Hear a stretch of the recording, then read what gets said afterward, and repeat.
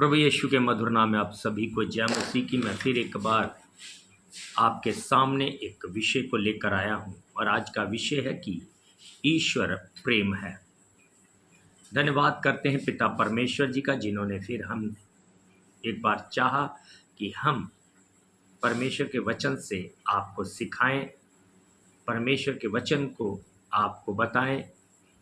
जो बातें परमेश्वर ने मुझे बताई हैं, मैं चाहता हूं कि उन बातों को आप भी सीखें और दूसरों को सिखाएं।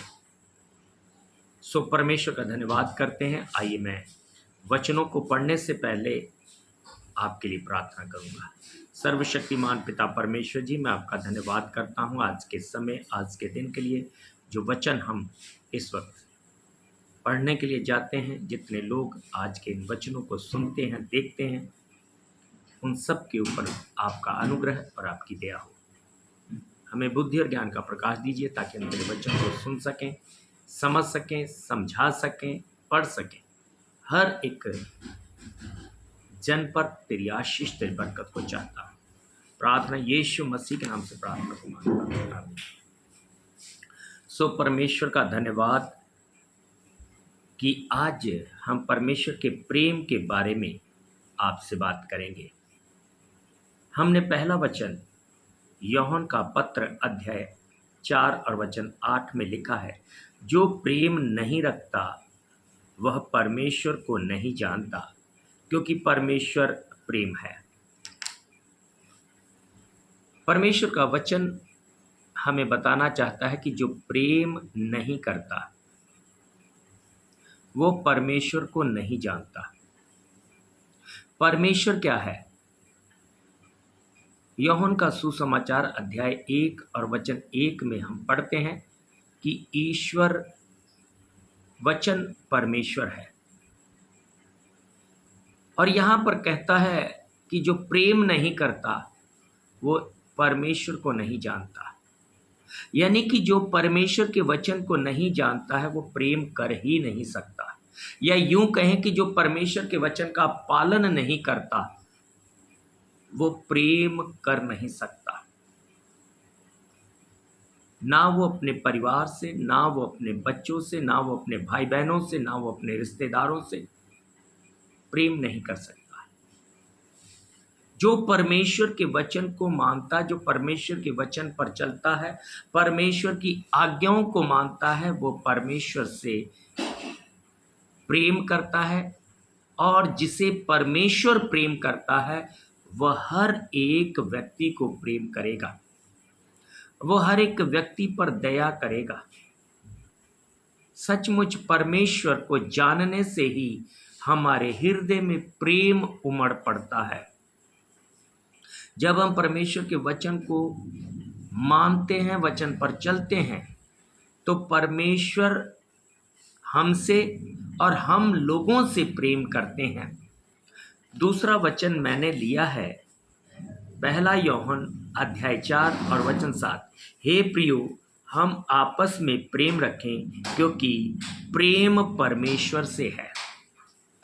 परमेश्वर से प्रेम है। अगर हम परमेश्वर को प्रेम करते हैं तभी हम एक दूसरे से प्रेम कर सकते हैं। यदि कोई व्यक्ति परमेश्वर को प्रेम नहीं करता तो वो मनुष्यों को भी प्रेम नहीं कर सकता, वो अपने भाई बहनों से प्रेम नहीं कर सकता, वो अपने लोगों से प्रेम नहीं कर सकता है, वो अपने पड़ोसियों से प्रेम नहीं कर सकता है, क्योंकि ईश्वर ही प्रेम है। और जिसने ईश्वर को जान लिया, जिसने परमेश्वर को जान लिया, वह हर एक व्यक्ति से प्रेम करेगा। आइए मैं एक वचन आपके लिए और पढ़ूंगा, और मत्ती की किताब अध्याय 5 और वचन 44। यहाँ पर लिखा है,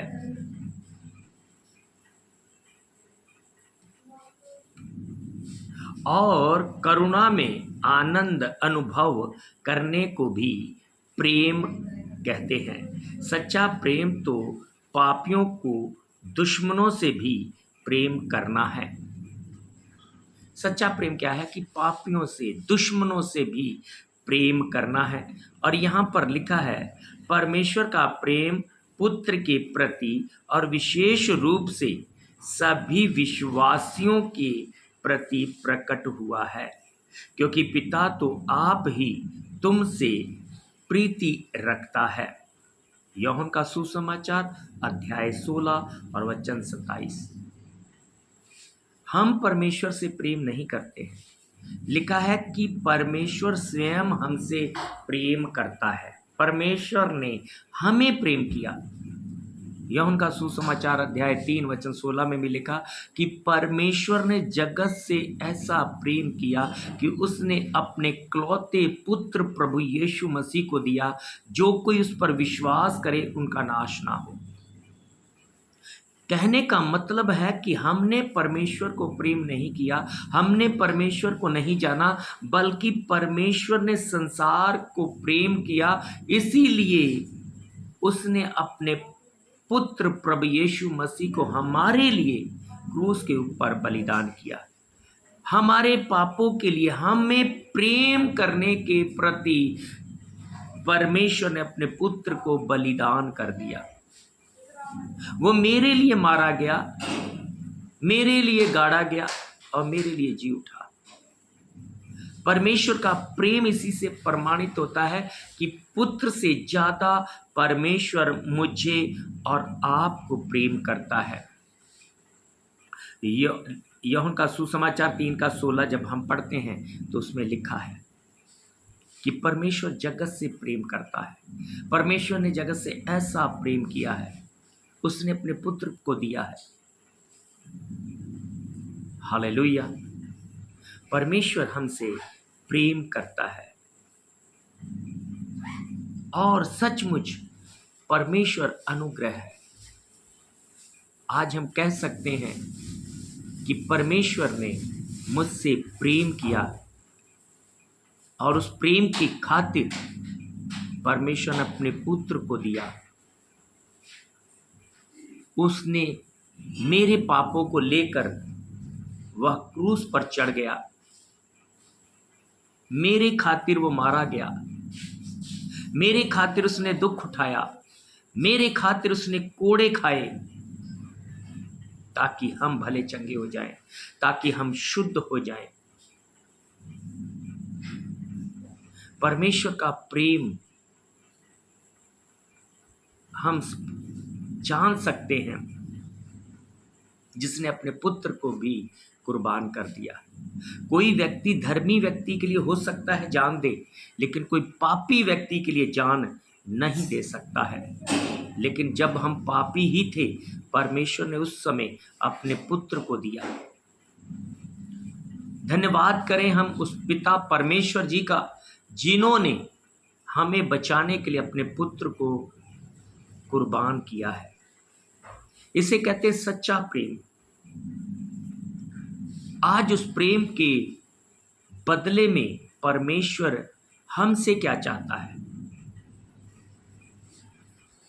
हमसे वो चाहता है कि मैंने अपने पुत्र की कुर्बानी दी है, तुम मुझे क्या कुर्बान करोगे?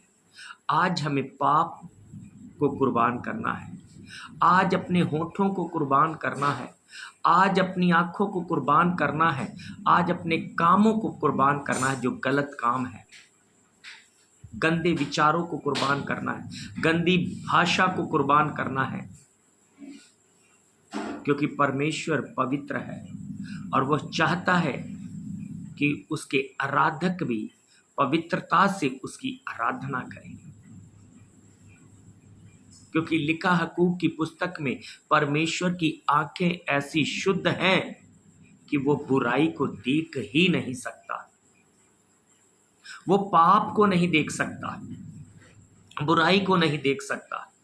इसीलिए जब प्रभु यीशु ने मेरे और आपके पापों को अपने देह पर लिया और वह जब क्रूस पर चढ़ा, तो परमेश्वर ने अपने पुत्र को भी त्याग दिया। उसने अपने पुत्र को भी त्याग दिया, क्योंकि पवित्रता का और पाप का कोई मेल हो ही नहीं सकता। परमेश्वर पवित्र था, इसीलिए यीशु मसीह पापी बन गया। इसीलिए पाप और पवित्रता का कोई मेल नहीं हो सकता, इसीलिए परमेश्वर ने अपने पुत्र को भी त्याग दिया। यदि परमेश्वर अपने पुत्र को त्याग सकता है, तो जब हम कोई पाप करेंगे, जब हम बुराई करेंगे, जब हम गंदे काम करेंगे, तो क्या परमेश्वर मुझे नहीं त्यागेगा? जो अपने पुत्र को त्याग सकता है, क्योंकि वो बुराई को देख ही नहीं सकता, क्योंकि बुराई करने वाला और बुराई देखने वाला दोनों ही पाप के भागी हैं। इसीलिए आज हम परमेश्वर का धन्यवाद करें कि जिसने अपने इकलौते पुत्र को मेरे पापों के लिए, मेरे पापों के प्रायश्चित के लिए अपने पुत्र का लहू बहाया। परमेश्वर का प्रेम इसी से प्रमाणित होता है कि वो हमसे अत्यंत प्रेम करता है, और उस प्रेम के लिए उसने अपने इकलौते पुत्र को भी दे दिया। सो परमेश्वर आज के वचन के द्वारा आप सभी को आशीष और बरकत दे। आइए मैं आपके लिए प्रार्थना करूंगा।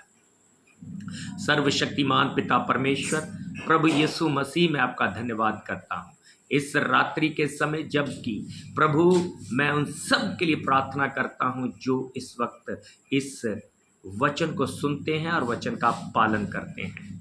प्रभु यीशु मसीह, कोई भी दुष्ट, कोई गंदी आत्मा इनके जीवन में, शरीर में कार्य ना कर सके, बल्कि आपका अनुग्रह, आपकी दया हमेशा इनके ऊपर बनी रहे। ये तेरे वचनों को सुनने वाले नहीं, बल्कि तेरे वचन पर चलने वाले बने। सारी महिमा, सारा आदर मैं आपके नाम को देता हूँ। प्रार्थना यीशु प्रभु के नाम से प्रार्थना को मांगता हूँ। बोले आमीन आमीन। यदि आप प्रार्थना के लिए निवेदन करना चाहते हैं, आप प्रार्थना के लिए मुझे कॉल कर सकते हैं, कमेंट कर सकते हैं। यदि आपको वीडियो अच्छा लगता है तो आप शेयर करें और सब्सक्राइब करें, ताकि प्रभु आपको आशीष और बरकत दे। सभी को जय मसीह की।